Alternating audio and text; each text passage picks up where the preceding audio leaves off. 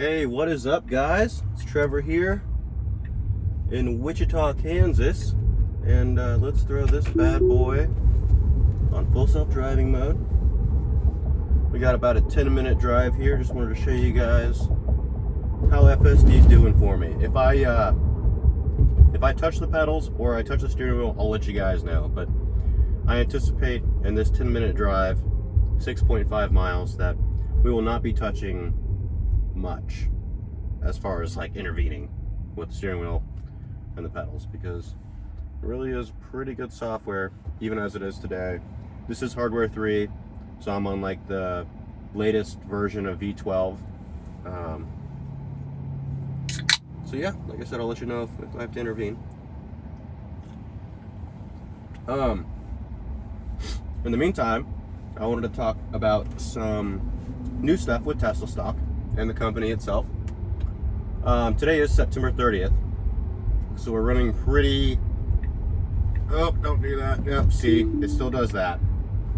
I stuck my foot in my mouth. Sometimes it'll try to change lanes in the middle of an intersection or on a bridge, you know, and it still does it safely. Like, I wasn't gonna hit anybody, but that's definitely, I can definitely get pulled over for it changing lanes in the middle of the intersection, so that's not why I do that. Anyway, there we go. Yeah, I want to talk about Tesla stock. We're running low. We're running late. Anyway, this is the last month that the federal EV tax credit is going to be given to consumers when they purchase a new or used electric vehicle.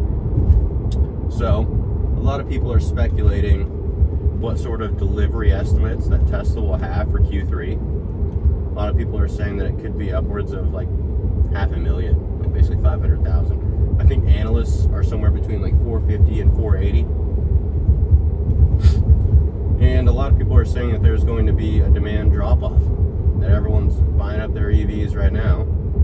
So basically Tesla's going to have this gigantic surge in Q3 and then a huge drop-off in Q4. And to be honest with you, Elon Musk kind of alluded to that as well.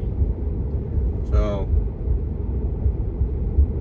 I don't know, you know, I have most of my net worth in Tesla stock. I've got a few other stocks. I've got it in my house. My wife has a car. I have a car. You know, we've got things in our house and stuff. But as far as investments go, you know, we've got 6 figures in Tesla stock right now, and so if it goes up or down, it changes our net worth substantially. You know, so I'm definitely, my money is where my mouth is. Yeah. But I am a little bit worried that the demand drop-off is going to be... Ooh, here we go. Yeah, I didn't intervene. It's never seen...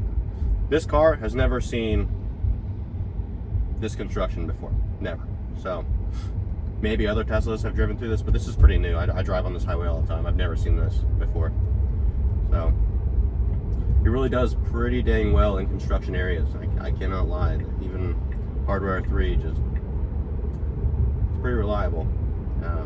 Anyway, on the estimates numbers, you know, I'm really hoping we don't see a gigantic drop-off, but even then, there's so many other catalysts that could increase Tesla's stock price that it's kind of just like, you know, I don't want to sell my stock. That's not what I'm saying at all. It's just like, I would like to see the stock just go up and up and up forever, you know, and I know that's not going to actually do that. It's gonna ebb and flow, you know, as they say. Hopefully we flow more than ebb. Anyway, yeah, catalysts, near-term catalysts include like Elon's pay package. That pay package, I'm pretty sure it's gonna get approved through shareholders. And now that Tesla is incorporated in Texas, we shouldn't see some sort of activist judge, you know, trying to negate Elon's pay just because it is a gigantic pay package. That really shouldn't matter. You know, it's like, if the shareholders approve it, if the Tesla stock goes from 1.4 trillion to 8 trillion, 8.5 trillion, you're 6xing, you know, the value of all the shareholders' investment.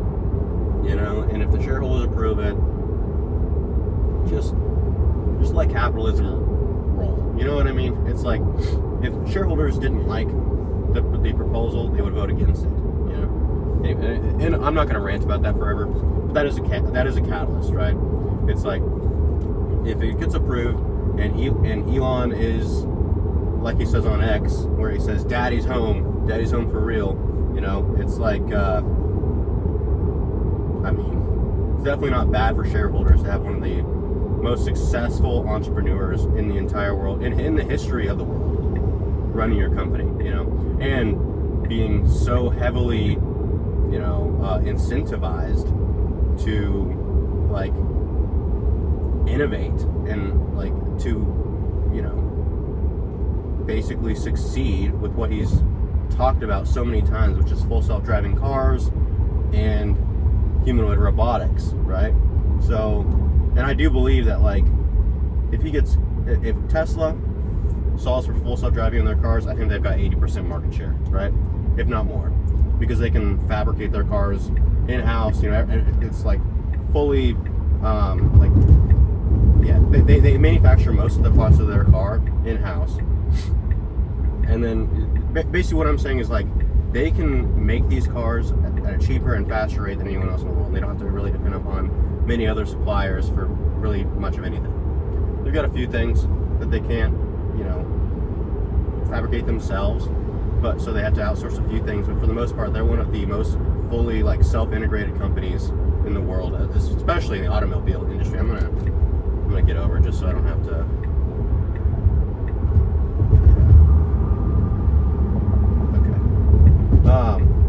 So yeah, I think as long as they can solve for it, have a generalized solution for full self-driving, and then add a localized solution, city by city, township by township, whatever, right? So you get generalized plus localized equals full self-driving. Once they do that, if they can do that, and they can, you know, basically solve for everywhere just in the United States, that's gonna send their market cap just wild, right? Let alone, this is a worldwide, or really like a universal solution, because you can take this and put it on Mars if you really wanted to. But as far as, like, today's use cases, today's possibility for revenue and cash flow to the company is, like, solve in the United States, then go abroad, right? And once you really solve for one city, it's just copy paste. It's generalized plus localized equals solution. That's all it is. So what I'm getting at is if they solve for full self-driving, or they solve for a humanoid robotic form that can really disrupt. Ooh, there's a rock in the road. No, actually it wasn't a rock, it was a McDonald's bag. I did intervene there just because I was worried it was going to hit what I thought was a rock, but it was actually a McDonald's bag. So yeah, like I said, if they can solve for full self-driving or humanoid robotics, I think the market cap's going to hit 8 trillion plus. That's or. If it's where they solve for full self-driving cars, and they produce this humanoid robotic solution, this embodied AI, which is Optimus, it's like, that's when the market cap gets wild. And we know that, like, Optimus is gonna have, like, scaling, like, I don't think it's gonna have manufacturing scaling problems. I know Elon has been talking about it on X, that he's spending a lot of time trying to figure out how to scale Optimus in the best way. Which is fair, yeah, 100%. I mean, if you're gonna make millions, tens of millions, possibly even billions of these things, tens of billions, you know, you definitely want to be able to fabricate them in a good way, right? In the most efficient way. And a lot of that's involved in the design process too, right? Design for manufacturing, you design it with the manufacturing team in mind, that way you can, but also you have to design it for the use case, right? But Optimus is going to progress, right? So, like, when it first starts selling, it's going to go to, you know, like, manufacturing other things, you know, kind of like the cobots, the little arms that come out and they pick up pieces of the car and they move them around, or like a lot of, like, aircraft manufacturers will use these little arm robots for, like, NDI, right? They'll shoot water and see what kind of decibels are within the composite layers, especially for like carbon fiber, right? They want to see if there's any delaminations between interlaminar. God damn, person's scaring me. I have to come over to my lane, crazy. Anyway, Optimus is going to scale by use case, right? And so it's just it's a wild world we live in, you know. I'm arriving at the destination right now, which is right here. So I will I'm going to take over and park. But yeah, no, if you guys have any insider information or any breaking news about Tesla stock, definitely comment below. That way I can possibly incorporate that in my next video, and you know, just kind of figure out where we're at, you know, see if my investment's going to do well or not. I'm just kidding. I'm about 99% positive that Tesla is going to be a 10 bagger at least for me over time, because I've got a long-term investing mindset. And what I just showed you, this FSD, you know, it's like a year outdated. I think the last update I had was maybe a few months ago, but if you look at what the hardware 4 vehicles have, they have, you know, they're about to get V14 in like a week or something, maybe this week, I'm not sure. But it's like, this FSD is already like so freaking good, and it's just nothing compared to V14. Because we've seen V14 in like the videos in Austin where they're, you know, driving people around right now with the riders, the safety riders in the passenger seats. So anyway, like I said, if you made it here, definitely don't forget to subscribe to the channel. I post videos talking about stocks and crypto all the time, while you guys get to watch my car drive itself around the city. So yeah, if you enjoy that kind of content, you like seeing full self-driving cars, don't forget to subscribe. Thank you for watching my video. Have a great day.